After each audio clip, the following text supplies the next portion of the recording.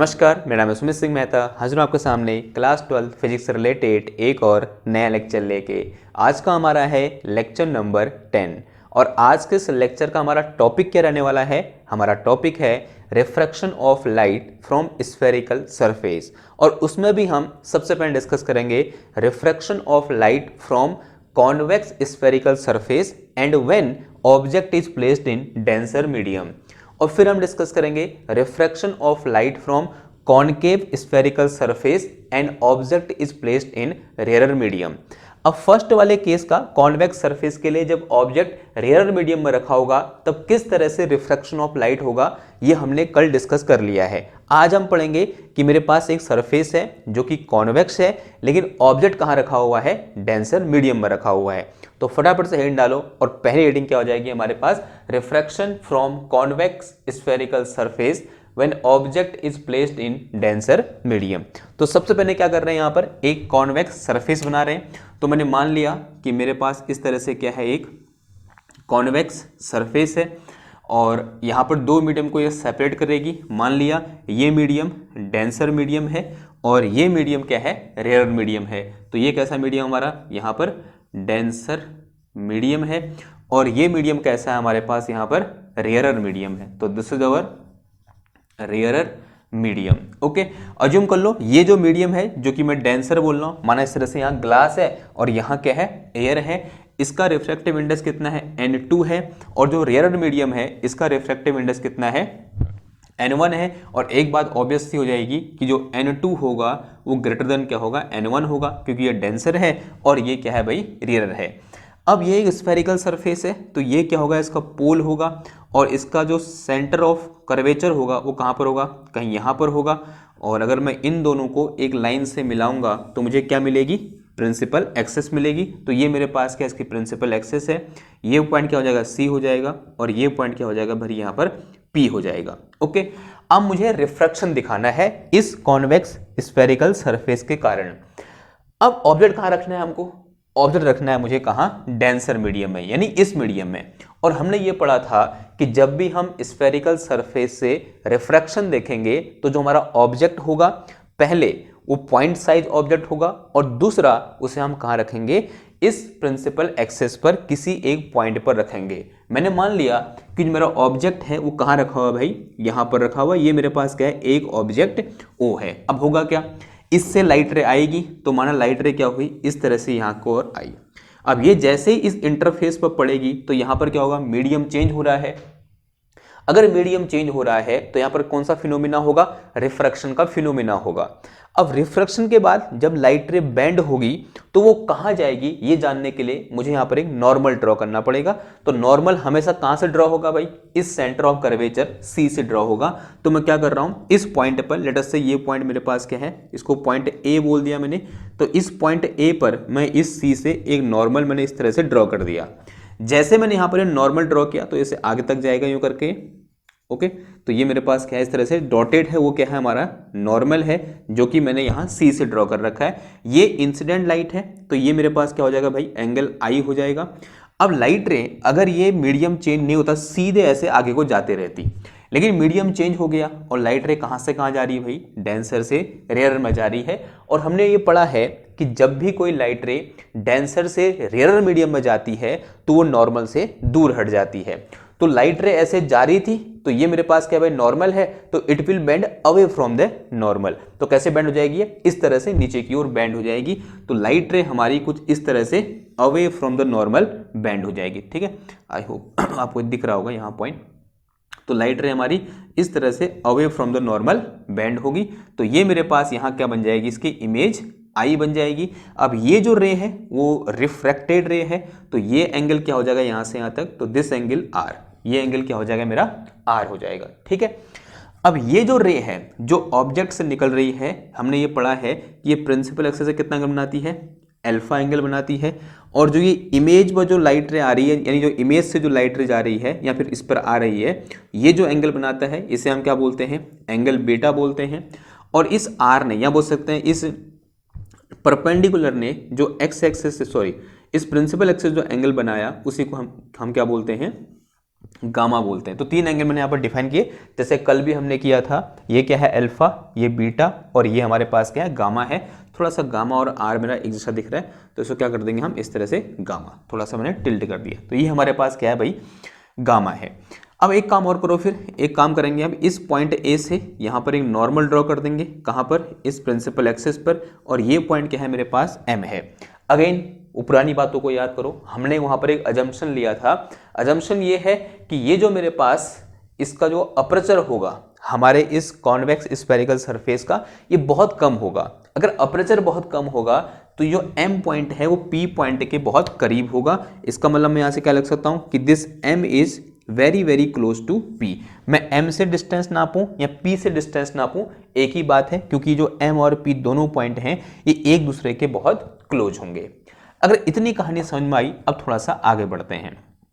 एक काम करो, यहाँ पर रिफ्रैक्शन हो रहा है। जब भी रिफ्रैक्शन होता है तो उस रिफ्रैक्शन को गवर्न करने के लिए हमारे पास एक लॉ होता है, जिसे हम क्या बोलते हैं, स्नेल्स लॉ या फिर लॉज ऑफ रिफ्रैक्शन बोलते हैं। तो from Snell's law, from Snell's law, what we know sin I upon sin r, sin I upon sin r will be equal to, देखो अभी I किस मीडियम में है, इस डेंसर मीडियम में है, और R किस मीडियम में है, रेयर मीडियम में है। लाइट रे डेंसर से रेयर में आ रही है, तो यहाँ पर क्या आएगा, refractive index of this medium जिसमें लाइट रे आ रही है, यानी N1 with respect to N2, या बोल सकते हैं with respect to denser medium. तो यहाँ पर sine I upon sine R क्या आ जाएगा, N1 अपॉन N2 आएगा। ये मैंने कैसे लिखा, उन बच्चों को बिल्कुल समझ में आ गया है जिन बच्चों ने लॉज ऑफ रिफ्रैक्शन पढ़े हुए हैं या फिर स्नेल्स लॉ पढ़ा हुआ है। किसकी रिस्पेक्ट में किसका रिफ्रैक्टिव इंडेक्स लिखेंगे, ये किस बात पर डिपेंड करता है कि लाइट रे कहाँ से कहाँ जा रही है। यहाँ पर लाइट रे डेंसर से रेयर मीडियम में जा रही है, तो यहाँ पर क्या आएगा, this is refractive index of rare medium with respect to denser medium. इसलिए मैंने यहाँ पर क्या लिखा, N1 अपॉन N2 लिखा। Okay, now set is some equation number 1, इसे क्या बोल दो, इक्वेशन नंबर 1 बोल दो। अब आप सब जानते हो, कल भी हमने वो कंडीशन लगाई थी।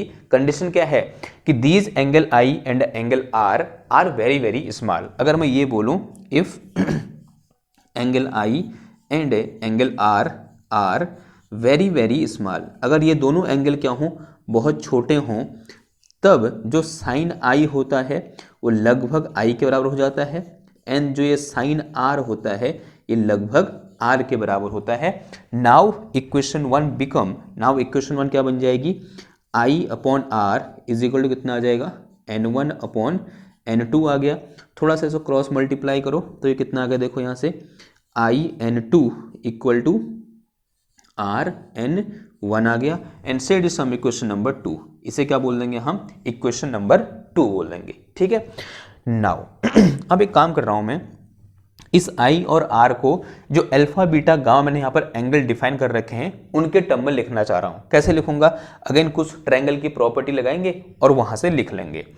एक काम कर रहे हैं, इधर ब्रैकेट में कर रहा हूँ, कहाँ देखो, मेरे पास यहाँ एक ट्रायंगल है। कौन सा ट्रायंगल है, देखो ट्रायंगल OAC में, देखो ट्रायंगल OAC, इसमें जो आई और अल्फा है दोनों इंटीरियर एंगल हैं, और जो गामा है कैसा एंगल है, एक एक्सटीरियर एंगल है। तो यहां से मैं क्या लिख सकता हूं, I plus alpha is equal to gamma.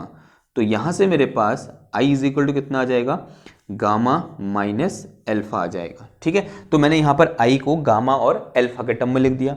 ऐसे ही आर के लिए देखो, मेरे पास अगेन यहां पर एक ट्रायंगल है। कौन सा ट्रायंगल है, देखो ट्रायंगल IAC में, देखो ट्रायंगल आई कैपिटल IAC, ट्रायंगल IAC में जो बीटा और गामा है दोनों इंटीरियर एंगल हैं, और जो आर है वो एक्सटीरियर एंगल है। तो यहां से मैं क्या लिख सकता हूं, R will be equal to beta plus gamma आ जाएगा। तो मैंने यहां पर आर को बीटा और गामा के टर्म में और आई को गामा और अल्फा के टर्म में इस तरह से लिखा। अब एक काम करो, इन दोनों वैल्यू को उठाओ और कहाँ रख दो, इस इक्वेशन नंबर 2 में रख दो। Now equation 2 become, after putting these two value of I and R in equation 2, तो यहाँ मेरे पास आई की जो कितना आ जाएगा, देखो गामा माइनस का अल्फा इंटू कितना आ जाएगा, ये N2, and this is equal to R equal to कितना है मेरे पास यहाँ, आर है बीटा प्लस गामा और इनटू कितना आ गया N1 आ गया। ठीक है, अब एक काम करेंगे, इसको अंदर मल्टीप्लाई करो, क्या आ जाएगा देखो N2 को अंदर मल्टीप्लाई करो, कितना आ गया ये गामा इंटू N2 माइनस का alpha into N2 is equal to this is beta into N1 and plus में कितना आ जाएगा गामा इंटू N1 आ गया। ठीक है, आई होप नीचे दिख रहा होगा आपको। अब एक काम करो ना, अल्फा बीटा एक जगह ले आओ और गामा गामा एक जगह ले जाओ, तो इस बीटा को इधर लाऊंगा सॉरी, तो माइनस का हो जाएगा ये, तो ये हो जाएगा मेरे पास कितना माइनस का बीटा N1 सॉरी, इधर आएगा तो कितना माइनस का बीटा N1, तो माइनस का alpha N2 and this will be equal to, इसको वहाँ भेजूंगा तो ये हो जाएगा मेरे पास कितना गामा N1 ये वाला आया, और ये इधर अगर तो माइनस का हो जाएगा, तो माइनस का गामा इंटू N2 आ गया। ठीक है, ये सिंपल सी कैलकुलेशन है, आई होप ये नीचे आपको दिख रहा होगा, नहीं दिख रहा तो लास्ट वाली लाइन में दोबारा यहाँ लिख दे रहा हूँ। देखो लास्ट में क्या निकल के आया, तो उससे पहले इसको मिटा लेते हैं सॉरी, देखो भाई लास्ट लाइन क्या निकल के आई, लास्ट लाइन है मेरे पास क्या माइनस का बीटा N1 सॉरी माइनस का alpha into N2 is equal to gamma बाहर आ जाएगा, अंदर कितना बचा N1 माइनस N2 बच गया, अंदर कितना बच गया भाई N1 माइनस N2 बच गया। Now set is some equation number 3, इसे क्या बोल दो भाई इक्वेशन नंबर 3 बोल दो।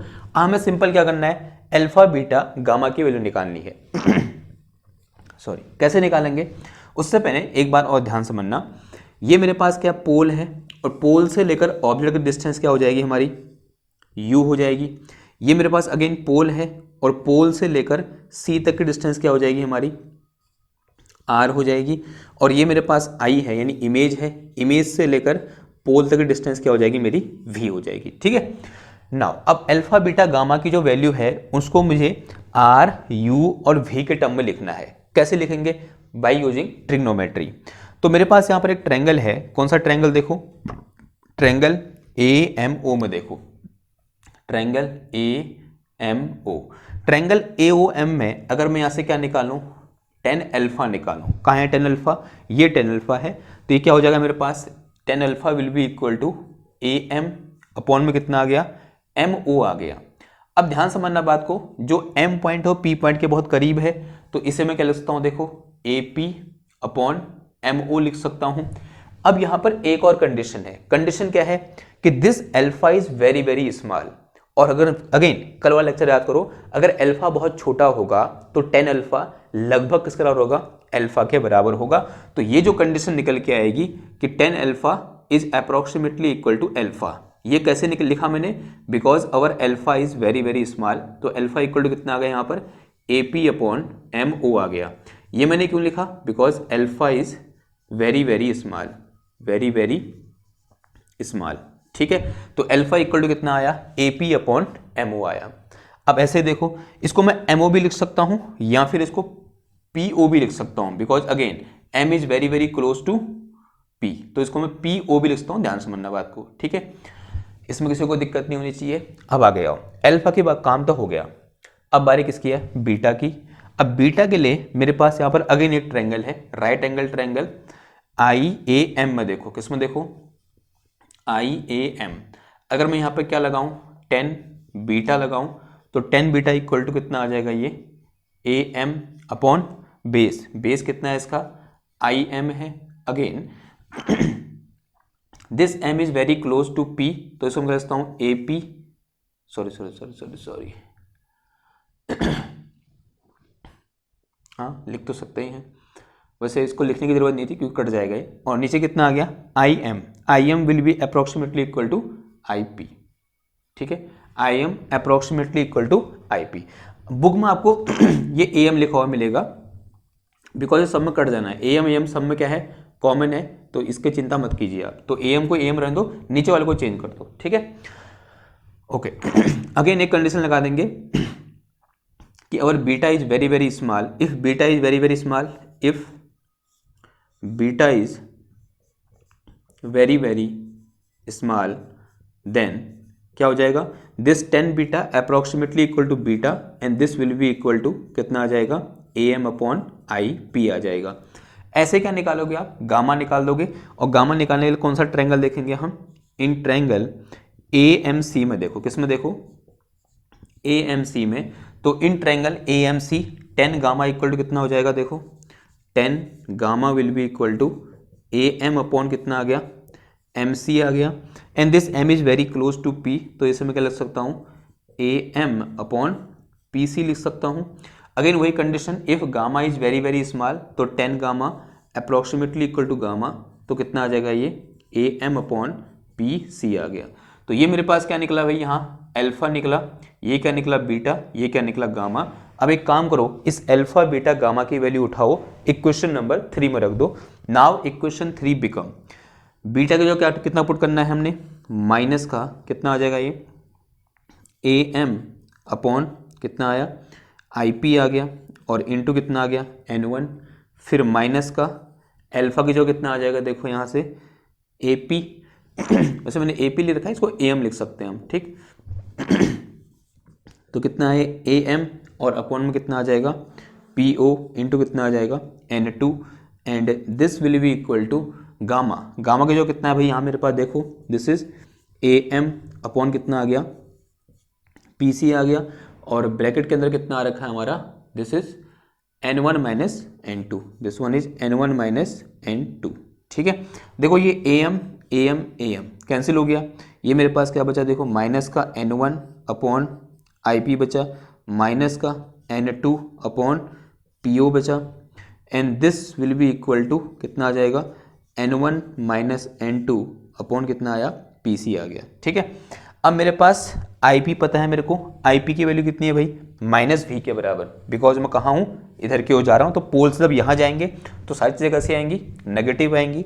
तो कितना आ जाएगा ये, माइनस का एन वन, आई पी की जो कितना है, माइनस का वी है, फिर minus N two upon O P कितना है मेरे पास, ओ पी सर यू के बराबर है, लेकिन कैसा यू है, प्लस का यू है, तो ये माइनस है, ये प्लस है, तो minus plus minus, and this is equal to N one minus N two upon P C. P C कितना है भाई, यहाँ से यहाँ से पी सी है, and this is equal to R, ये किस आर है, आर के बराबर है। देखो यहाँ इस माइनस से माइनस कैंसिल हो गया, तो यहाँ मेरे पास फाइनल एक्सप्रेशन क्या निकल के आया, ये दिख रहा है नीचे, दिख रहा होगा। तो मेरे पास जो फाइनल एक्सप्रेशन निकल के आ रखा है, क्या निकल के आ रखा है, देखो दिस इज अवर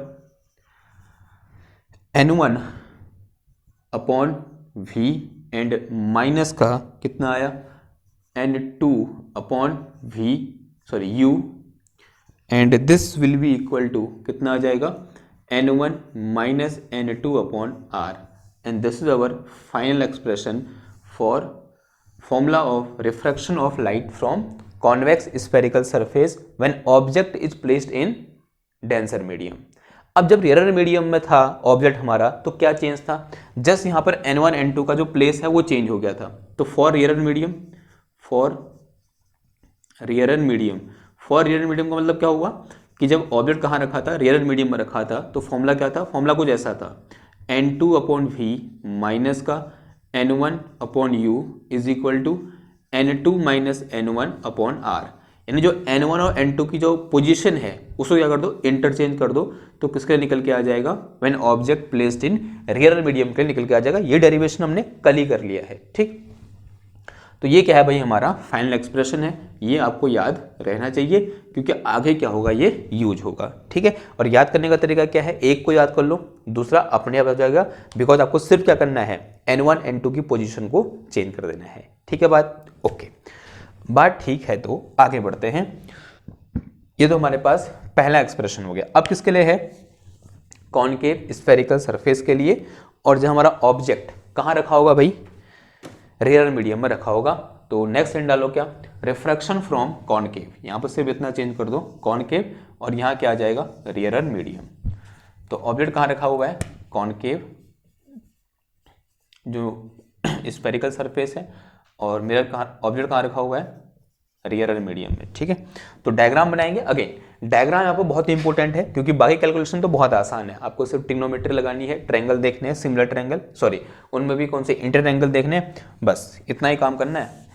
लेकिन डायग्राम जो बनाना है वो बहुत ज़्यादा इंपॉर्टेंट है। नीट एंड क्लीन डायग्राम यहाँ पर बहुत ज़रूरी है। मैंने कल भी बोला था, आज भी मैं आपसे गुजारिश कर रहा हूँ कि जब भी आप डायग्राम बनाएं ऑप्टिक्स में तो वो नीट एंड क्लीन होना चाहिए। ठीक है, ठीक हो गया। फिर आगे बढ़ते हैं।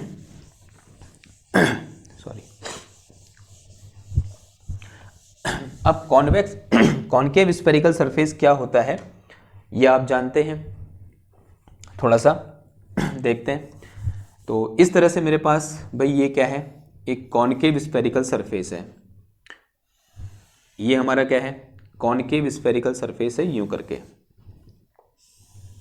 ओके, ये जो मीडियम है कैसा मीडियम है भाई, डेंसर मीडियम है। और ये जो मीडियम है इधर, ये मेरे पास कैसा मीडियम है, रेयरर मीडियम है। ठीक है, तो अगर मैं इसके सेंटर ऑफ कर्वेचर की बात करूं तो कहीं यहाँ होगा, यहाँ मान लिया C, और ये क्या है भाई, इसका पोल है, ये C है। इन दोनों को मिलाने वाली लाइन क्या कहलाती है, प्रिंसिपल एक्सेस कहलाती है। तो ये मेरे पास प्रिंसिपल एक्सेस PA है। ठीक, अज्यूम कर लिया डेंसर मीडियम का रिफ्रैक्टिव इंडेक्स कितना है, N2 है, और रेयरर मीडियम का रिफ्रैक्टिव इंडेक्स कितना है, N1 है।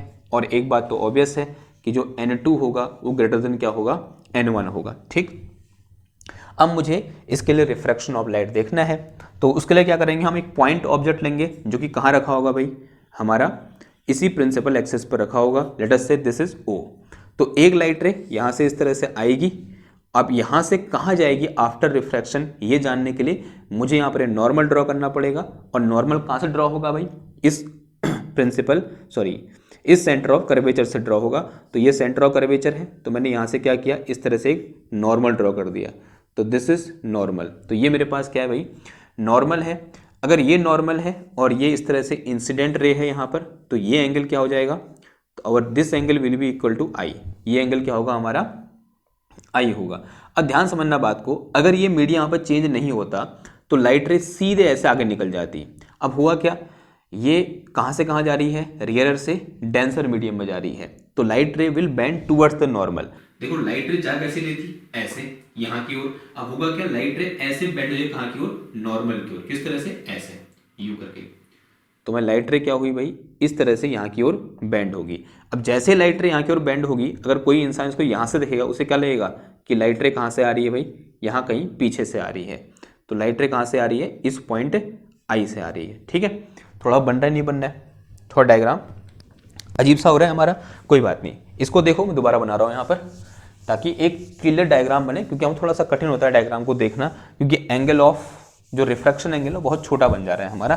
तो उसको थोड़ा सा बड़ा बनाने के लिए मैं दोबारा से यहाँ पर डायग्राम आपके लिए ड्रॉ कर देता हूँ। ठीक, तो इस तरह से मेरे पास क्या है भाई, ये एक कॉन्केव स्फेरिकल सरफेस है, और ये इसकी क्या है, प्रिंसिपल एक्सेस बोल दी मैंने। ये मैंने क्या बोल दिया, इसका पोल बोल दिया। और यहाँ कहीं क्या बोल दिया मैंने, इसका सेंटर ऑफ कर्वेचर C बोल दिया। और अज्यूम किया यहाँ क्या रखा है, मेरा ऑब्जेक्ट O रखा हुआ है। अब थोड़ा सा मैं स्केल का सहारा ले लेता हूँ, क्योंकि थोड़ा सा जो डायग्राम है वो कॉम्प्लिकेटेड है। कॉम्प्लिकेटेड नहीं, बस थोड़ा सा यहाँ पर हमको सतर्कता बरतनी पड़ेगी। तो अज्यूम कर लो कि यहाँ से एक लाइट रे ऐसे आई, और इस मिरर पर इस तरह से क्या हो रही है, इंसिडेंट हो रही है। तो this is our incident ray. ये कौन सी रे है भाई हमारी, ये इंसिडेंट रे है, जो कि यहाँ पर इंसिडेंट हुई। अब यहाँ से कहाँ जाएगी वो जानने के लिए मुझे यहाँ पर नॉर्मल ड्रॉ करना पड़ेगा।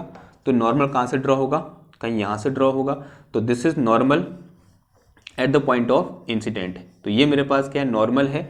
तो अगर ये नॉर्मल है तो ये एंगल क्या हो गया मेरा, दिस एंगल इज सॉरी, ये एंगल क्या बन गया मेरा, I बन गया। अगर ये मीडियम यहाँ पर नहीं होता तो लाइट रे सीधे ऐसे आगे निकल जाती। अब हुआ क्या, लाइट रे रेयरर से कहाँ जा रही है, डेंसर मीडियम में, तो it will bend towards the normal. तो ये नॉर्मल की ओर बेंड हो जाएगी, कैसे, कुछ इस तरह से। तो it will bend towards the normal. अब अगर कोई इंसान इस लाइट रे को यहाँ से देखेगा, अगर कोई इंसान इस लाइट रे को जो कि ऐसे नॉर्मल की ओर बेंड हुई, अगर यहाँ से देखा तो उसे क्या लगेगा कि लाइट रे कहाँ से आ रही है, इसको पीछे बढ़ा दो यूँ करके, उसको लगेगा लाइट रे कहीं कहाँ से आ रही है, कहीं इस पॉइंट से आ रही है। थोड़ा सा इसको ये कहाँ से, कहीं इस पॉइंट से, तो this is our point I. तो ये मेरे पास क्या है, इमेज है। तो इमेज कहाँ बन रही है, यहाँ पर हमारी इमेज बन रही है। अब ये एंगल क्या हो जाएगा मेरा, एंगल आर हो जाएगा। अगर ये आर है तो ये भी क्या होगा, आर होगा। ध्यान देना बात को, ये भी क्या होगा, यहाँ पर आर होगा। और ये पूरा यहाँ से यहाँ तक ये क्या है, आई है। और यहाँ से लेकर यहाँ तक ये मेरे पास क्या है, आर है। ठीक है, अब इस पॉइंट को नाम दे दो क्या, दिस पॉइंट इज ए, जैसे कि अभी तो हम कहते आए हैं। और यहाँ से अगर मैं नॉर्मल ड्रॉ करूँ किस पर, प्रिंसिपल एक्सिस पर, तो ये मेरे पास क्या हो जाएगा, यहाँ पर दिस पॉइंट इज एम। ये पॉइंट क्या हो जाएगा मेरा, यहाँ एम हो जाएगा।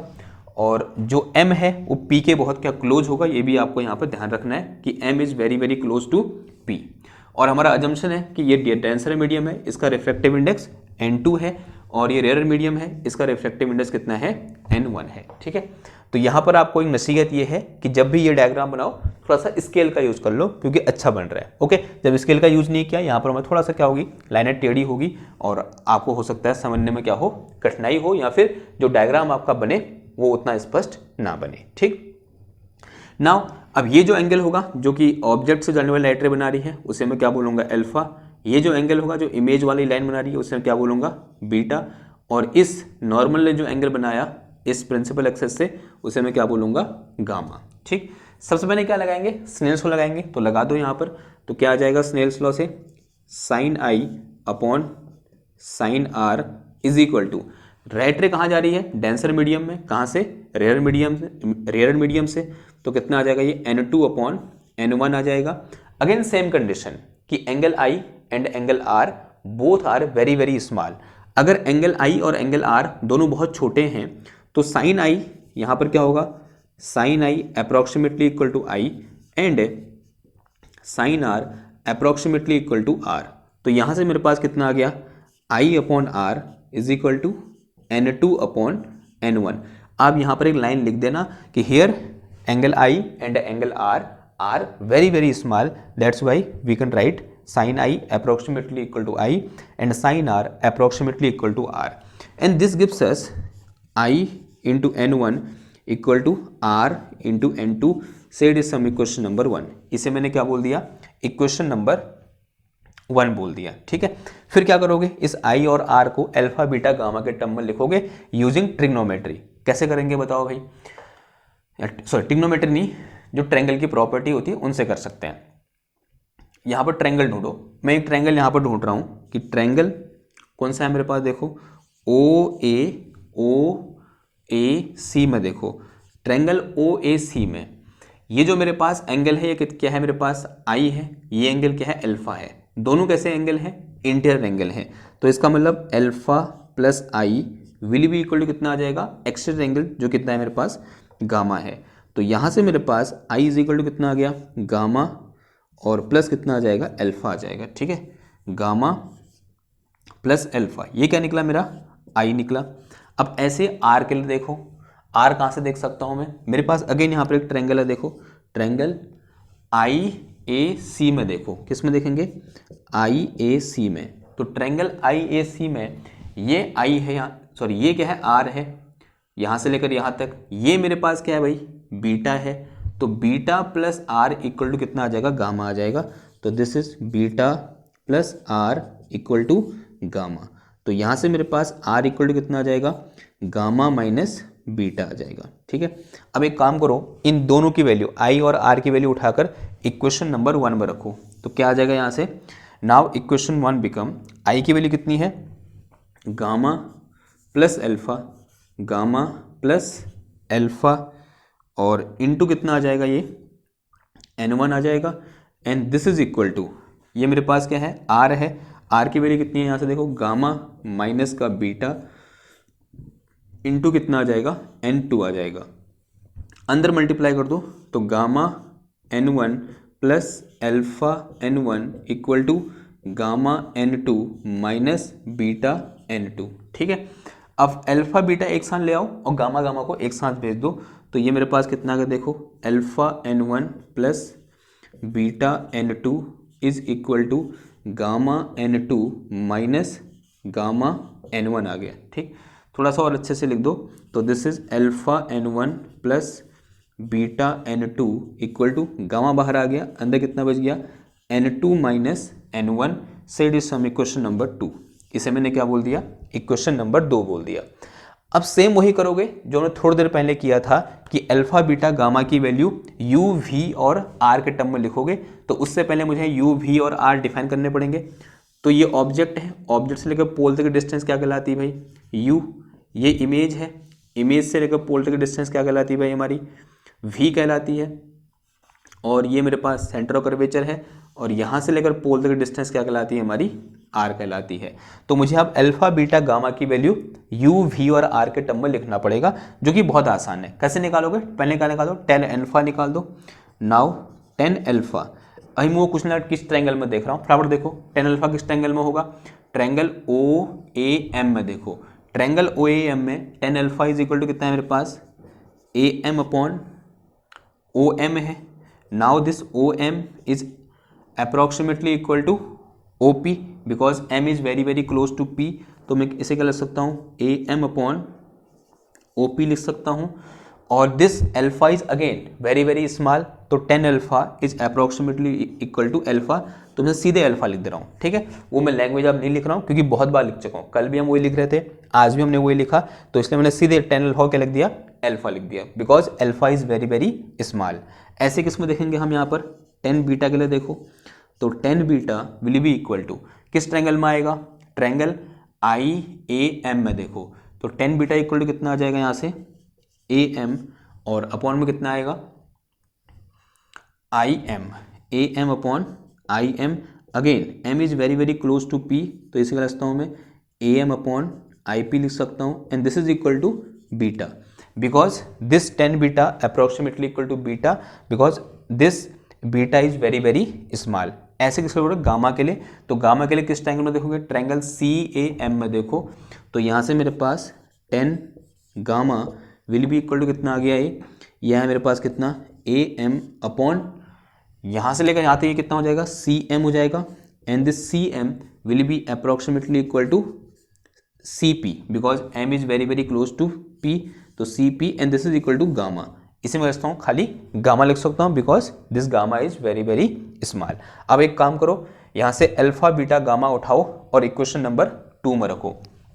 तो in equation number 2 alpha equal to कितना आ जाएगा यहाँ से, ए एम, और अपॉन कितना आ गया, ओ पी आ गया, और इन टू कितना आया, एन वन प्लस, यहाँ से मैं क्या उठाऊंगा, बीटा उठाऊँ, जो मेरे पास कितना है, A M upon I P, यहाँ रखेंगे। तो ये मेरे पास क्या है, देखो प्लस का ए एम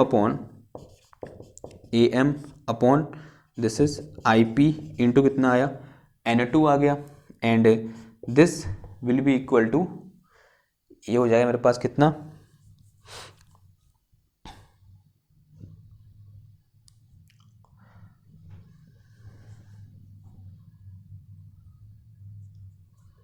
यहाँ कुछ गलत हो रहा है क्या, इधर ये प्लस का माइनस का था, इधर आके प्लस होगा, ठीक है। अब एक काम करो, गामा की वैल्यू उठाओ फिर। तो गामा इक्वल टू मेरे पास क्या है इधर पे, गामा है मेरे पास कितना, A M upon C P, और इनटू कितना है मेरे पास, गामा की वैल्यू यहाँ से उठाई, इनटू कितना है मेरे पास, N two minus N one है, ठीक है। देखो ये A M A M A M सब कैंसिल हो जाएगा, this is N one upon कितना आया, O P, plus N two upon कितना आया, I P, and this is equal to N two minus N one, और अपॉन में कितना आ गया, सी पी आ गया, ठीक है। अब एक काम करो, फिर इन सारी की वैल्यू पुट करो, यहाँ से लेकर यहाँ तक जो मेरे पास ओ पी है वो किसका है, माइनस यू के बराबर है।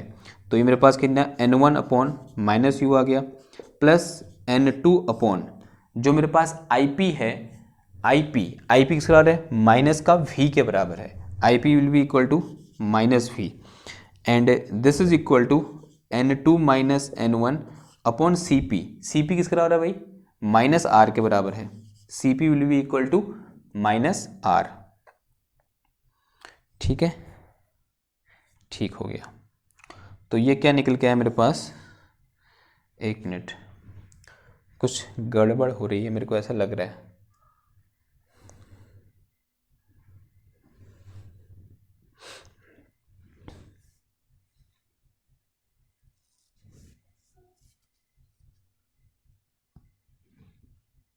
Triangle OAC alpha plus I is equal to gamma, अरे सॉरी ये यहाँ पर क्या होगा, माइनस का अल्फा होगा, ध्यान रखना आप, ठीक है। तो this is our minus alpha, इधर जाएगा तो क्या हो जाएगा, माइनस हो जाएगा, तो ये माइनस आया तो गामा माइनस अल्फा, तो this is our negative sign, this is our negative sign.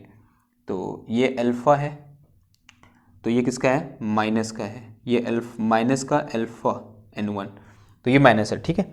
तो ये मेरे पास क्या हो जाएगा, इधर माइनस होगा ये, तो दिस इज अवर माइनस, तो ये क्या आया माइनस, ये क्या आया माइनस, माइनस क्या हो जाएगा, प्लस हो जाएगा, ठीक है। थोड़ा सा गलती होगी, सॉरी।